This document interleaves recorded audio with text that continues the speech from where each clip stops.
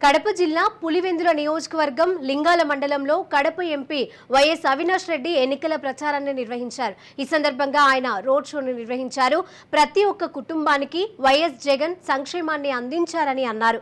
YS Sunitha, YS Sharmila Chandrababu కుట్రలో ఇరుక్కున్నారని అవినాష్ ఆరోపించారు. తప్పుడు సాక్ష్యాలను పెట్టి తన తండ్రిని సంవత్సరం పాటు జైల్లో ఉంచారని, తన తండ్రి గురించి తన గురించి పులివెందుల ప్రజలందరికీ తెలుసునని అన్నారు. ఎవరెన్ని విమర్శలు చేసినా గట్టిగా నిలబడతామని, ఎవరెన్ని ఎదుర్కొంటామని తనకు ధైర్యం ఉందని అన్నారు. నాయుడు గారి కుట్రలు పావులుగా మారిపోయారు. ముఖ్యంగా మన సునీతక్క తర్వాత క్రమంలో నోటికి ఎంత మాట వస్తే అంత మాట నిజంగా బాధేస్తుంది. నాకేం కోపం అయితే లేదు కానీ బాధేస్తుంది. ఏందిరా ఇంత ఘోరంగా తిడుతుంటారు మనల్ని. వాళ్ళకు బాగా తెలుసు ఇరికిచ్చింది వాళ్ళే, మళ్ళీ విమర్శించేది వాళ్ళే.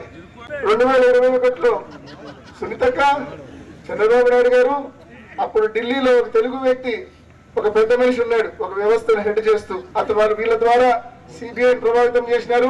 మరి 2.5 సంవత్సరాల తర్వాత వాచ్మెన్ రంగన్నను వీళ్ళ దగ్గరకు వచ్చి ఈ నలుగురు చేసినారని పేర్లు చెప్పడము, ఆ నలుగురిని సిబిఐ అరెస్ట్ చేయదు. ఆ నలుగురులో ఒక వ్యక్తిని అప్రూవల్ చేస్తుంది. నాన్నను ఇదే తప్పుడు వాంగ్మూలాలు, ఇదే తప్పుడు అప్రూవల్ సాక్ష్యాలు, వీటిని పెట్టి నాన్నను దాదాపు 385 రోజులు నాన్నని జైల్లో పెట్టారు. ఆయన కూడా క్రైమ్ ఎంకరేజ్ చేసేవాడు కాదు. ఎప్పుడు పులివెందులకు పోయినా దొరుకుతాడు మనిషి, ఎవరికైనా మద్దతుగా ఉంటాడు. ఆయన నాశనం చేసి ఎవరెన్ని విమర్శలు చేసినా, ఎవరెన్ని మాటలన్నా కూడా తప్పకుండా గట్టిగా నిలబడతాం, గట్టిగా నిలబడి తీరుతాం. రాబోయే రోజుల్లో కూడా ఎదిరిస్తాం.